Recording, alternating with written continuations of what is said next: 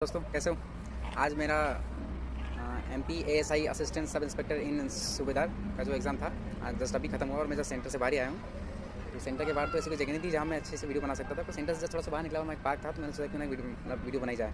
मतलब आने वाली शिफ्ट में जिस दिन भाइयों का भी एग्ज़ाम है और कल भी जिनका एग्ज़ाम है उनके लिए, तो मेरा पेपर अच्छा तो नहीं, ठीक गया। मतलब उसमें तो नंबर भी डिस्क्लोज कर देते, तो मैं अपने नंबर जो है वीडियो के अंत में बताऊँगा, मतलब सबसे आखिर में बताऊँगा।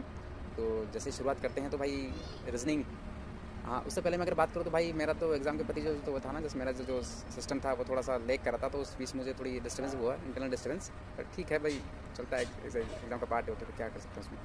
पर ओवरऑल मेरा एग्ज़ाम बेहतर तो नहीं, पर ठीक था। मतलब मैं जो नंबर है अपने बाद बताऊँगा। अब जैसे रीजनिंग से शुरुआत करें तो भाई रीजनिंग काफ़ी अच्छी थी। रीजनिंग में पज़ल कम से कम 5 या 6 क्वेश्चन जो थे वो सिटिंग अरेंजमेंट के थे, और सिटिंग अरेंजमेंट भी ऐसे नहीं भाई जो फ्लोर बेस्ड पजल थी, जैसे जो बैंकिंग थी ना उस तरीके की पजल थी। और 6 ही पजल भाई ऐसी थी, बिल्कुल भी एक भी ऐसी नहीं थी जो भाई जो आसानी से बन रही थी। मतलब सब में जो है पॉसिबिलिटी लेके करना पड़ रहा था, सारी पजल में पॉसिबिलिटी बन रही थी। मतलब एक पजल तो ऐसी थी जो भाई मुझसे बनी नहीं, मतलब वो बनी क्या, मतलब मुझे लगता है वो पजल ही गलत होगी, क्योंकि भाई मैंने बहुत ट्राई करा उसमें। मतलब वो ऐसे ऊपर नीचे थे, मतलब 8 आदमी दे रखे थे और नीचे एक था और सबसे ऊपर 8 नंबर था, तो ऐसे उसको मतलब अरेंज करना था, पर वो उसमें सीक्वेंस में दे रखी थी। मतलब पजल बनी नहीं, मेरे ख्याल से क्वेश्चन ही रॉन्ग होगा, पजल रॉन्ग होगी वो। और बात करें तो रीजनिंग में ये 4 से 5 क्वेश्चन तो पजल के थे, और बाकी अच्छी थी रीजनिंग ओवरऑल। तो बाकी जो चैप्टर आते हैं रीजनिंग, जैसे ब्लड रिलेशन था, हाँ ब्लड रिलेशन में जो है ना वो कोडेड ब्लड रिलेशन से था, मतलब ऐसे जो नॉर्मल आते हैं ना अपने उसमें ऐसे नहीं था, उसमें कोडेड ब्लड रिलेशन था। तो वो भी 2 क्वेश्चन आए थे, वो भी बन गए थे मेरे। और हाँ एक ब्लड रिलेशन ये क्वेश्चन आया था कि जैसे उसमें मेन बताना था कि भाई 3 वो है मेरिट, उसमें बताना था कि भाई कितने मेन है इनमें, ऐसे करके वीडियो बतानी थी।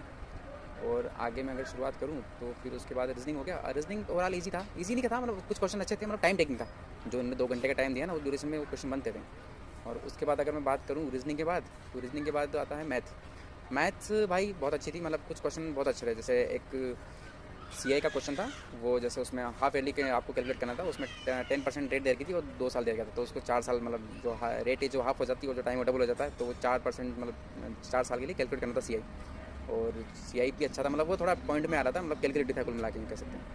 और एडवांस मैथ्स से तो एक ही क्वेश्चन था, वो भी फॉर्मुला बेस्ड था। बाकी मैथ्स भी अच्छी थी भाई, 2-3 क्वेश्चन काफ़ी कैलकुलेटिव थे, मतलब ऐसे थे कि भाई टाइम टेकिंग थे, और काफ़ी अच्छा पेपर था वैसे मैथ्स का। तो मतलब इन्होंने जो लेवल रखा है ना भाई, मतलब अच्छा रखा है लेवल, जो मैंने कांस्टेबल का दिया उससे तो काफ़ी अच्छा मतलब लेवल था इसका।